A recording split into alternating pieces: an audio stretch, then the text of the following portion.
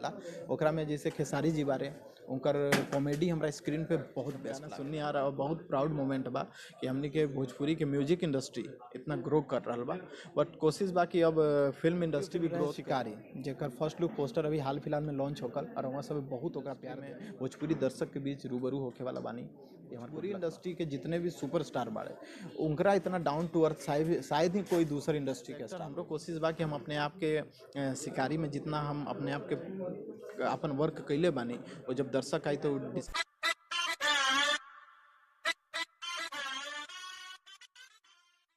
नमस्कार, मैं हूं छोटू बाबू छपरा वाले और आप लोग देखना शुरू कर दिए हैं भोजपुरिया टन। दोस्तों हमारे बाजू में जो देख रहे हैं ना, एकदम डेंजर आदमी, समझ गए नहीं कि ना।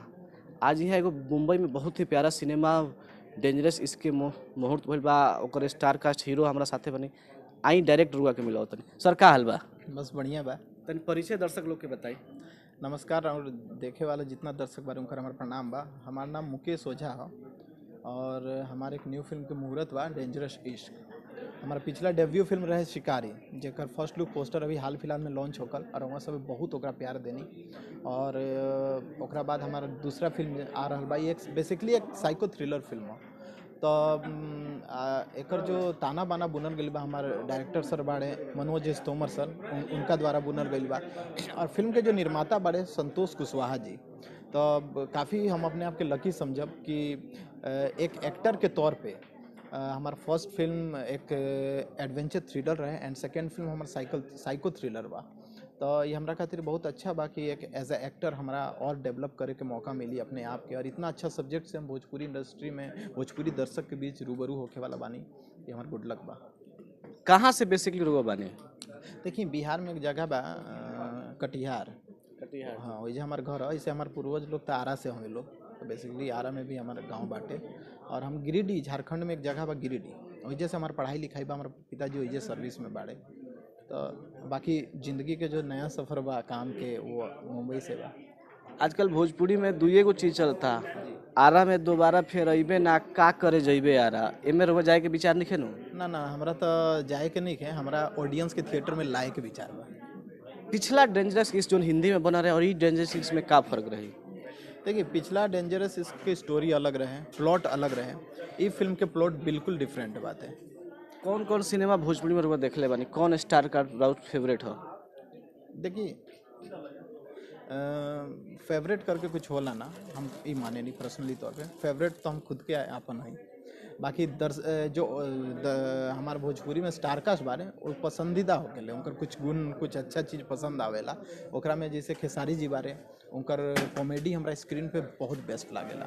पवन सिंह जी के गाना कमाल के लागेला। दिनेश जी बारे एज ए एक्टर अगर हमरा बोली तो भोजपुरी में Dinesh ji as a actor अपने आप के बहुत अच्छा मतलब प्रेजेंट करेले पर्दा पे। तो सब अच्छा बाड़े लोग और काफ़ी हम्बल बाड़े लोग। हमरा तो लागेला कि भोजपुरी इंडस्ट्री के जितने भी सुपरस्टार बाड़े उनका इतना डाउन टू अर्थ शायद ही कोई दूसर इंडस्ट्री के स्टार लोग होती है। पोस्टर लोग देख के लगता है कितना कठिन कितना चैलेंजिंग रोल बा रुआ खातिर। जी तो एक एक्टर खातिर ये बहुत अच्छा बात हो गया कि ओकरा डिफरेंट टाइप के रोल करे के मिलेला। तो एज ए एक्टर हमरो कोशिश बा कि हम अपने आप के शिकारी में जितना हम अपने आप के अपन वर्क कैले बानी वो जब दर्शक आई तो डिसाइड करिए लोग कि हमारा वर्क कितना अच्छा बा। हम चाहब कि और बेटर इस बार हम करिए। जो कमी है हमारे शिकारी में अगर होई तो ओकरा के एकरा में हम दूर करी। और एक एज ए एक्टर हम यह बात कहब कि एक्टर कभी पूरा ना होखेले, वो फिल्म बाय फिल्म डेवलप होते जाएगा। अच्छा, पूरा भोजपुरी इंडस्ट्री आज की डेट में पानी पानी हो गई बटे।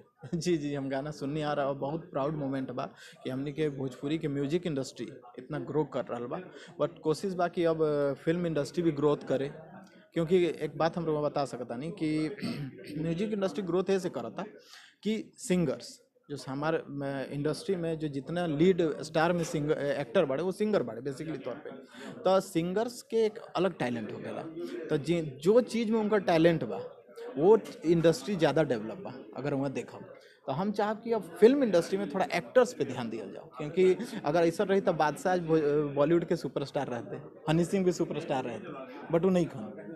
भोजपुरी में तो भैया ये नहीं बात, चाहे दिनेश जी, पवन जी, खेसारी जी, मनोज जी, एगो रवि जी और बाकी जन 2-4 गो रउआ लोग इनके अलावा बटे। हाँ तो ना भोजपुरी में ही बा ना, देखिए एक माहौल आदमी क्रिएट करेला। रउआ जानते हैं अगर ऐसा रही तो आज जिस तरह से एल्बम इंडस्ट्री जो इतना ग्रो कैले बा फिल्म इंडस्ट्री भी ग्रोथ रही।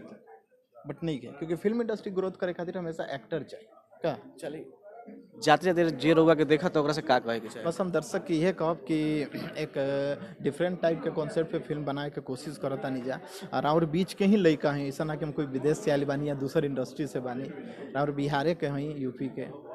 अब जो जितना हमारे दर्शक बारे सबसे ये हाथ जोड़ के निहोरा बा कि रउआ हमार डेंजरस के बाद चाहे शिकारी, हम रउआ ई ना कहब कि कोई फिल्म चाहे स्टार हो चाहे नॉन स्टार, आप रउआ जाई बाहर, अगर रउआ मन करता तो रउआ ओकर पहले ट्रेलर देख ली, और अगर रउआ ट्रेलर पसंद आए तबे रउआ फिल्म देखी। हम ये बोलब, चाहे वो स्टार के हो चाहे नॉन स्टार के। बस ये हम कहब कि फिल्म एक बार जानी ओकरा बारे में, ओकरा बाद ओकरा देखी, और अच्छा लगे तो जरूर देखी। बस ये बोलब। बहुत बहुत धन्यवाद सर। Thank you so much. दोस्तों सर के लिए कोई भी सवाल है तो आप कमेंट बॉक्स में डालें, अब तो शूटिंगे पे खोज के निकालेंगे इनको। धन्यवाद।